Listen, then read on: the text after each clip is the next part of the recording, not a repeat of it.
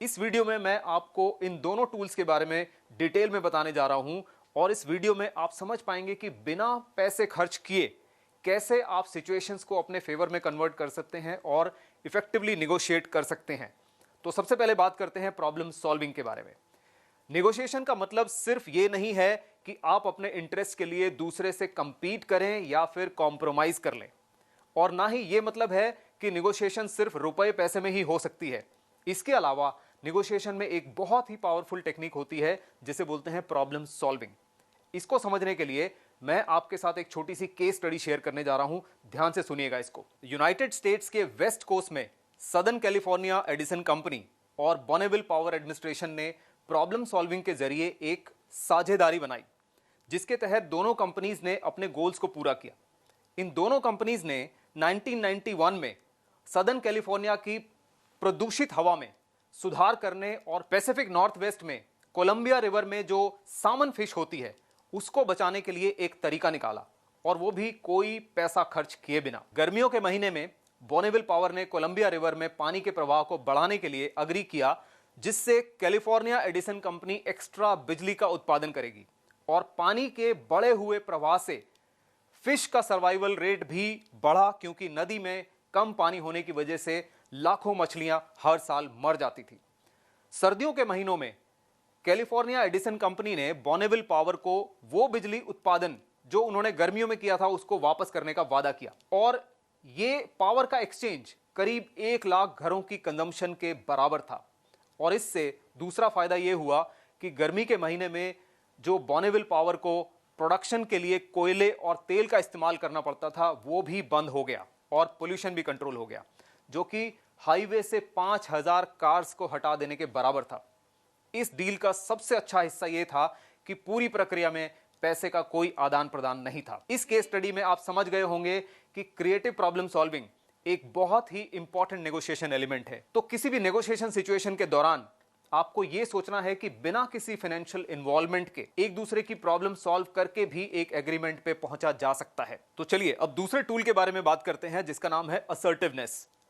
Strong निगोशिएटर्स जो होते हैं वो अक्सर रिटन, वर्बल और नॉन वर्बल कम्युनिकेशन के ऊपर काफी काम करते हैं और कॉशियसली असर्टिव अप्रोच को यूज करते हैं।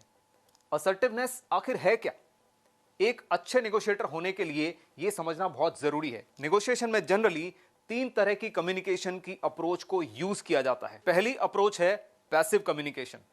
इस तरह की अप्रोच में लोग अक्सर अंडर कॉन्फिडेंट बॉडी लैंग्वेज का इस्तेमाल करते हैं, यानी कि बॉडी लैंग्वेज से ऐसा लगता है जैसे कि उन लोगों का कॉन्फिडेंस लेवल कम है।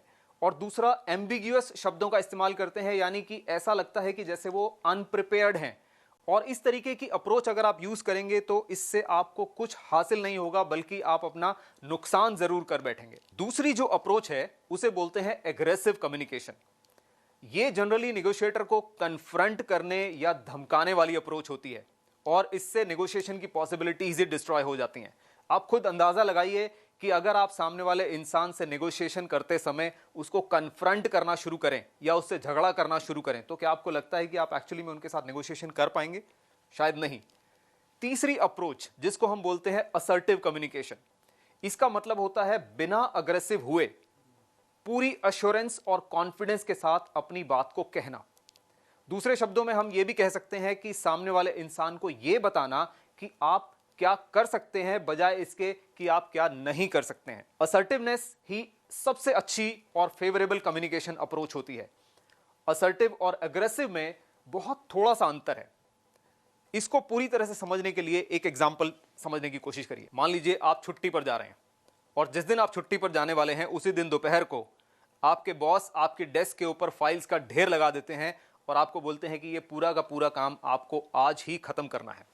तो ये आपको उनकी अप्रोच पसंद नहीं आएगी, क्योंकि उनकी ये जो अप्रोच थी ये थी एग्रेसिव अप्रोच। और इसी सिचुएशन में अगर आप उनको उस समय पर ये बोलेंगे कि सर ये काम मैं जरूर कर दूंगा और कोशिश करूंगा कि जितना ज्यादा से ज्यादा कर पाऊं पूरा खत्म करूंगा, और अगर कुछ बचा तो मैं छुट्टी से वापस आने के बाद खत्म कर दूंगा, क्योंकि मैं जानता हूं कि काम करना बहुत जरूरी है।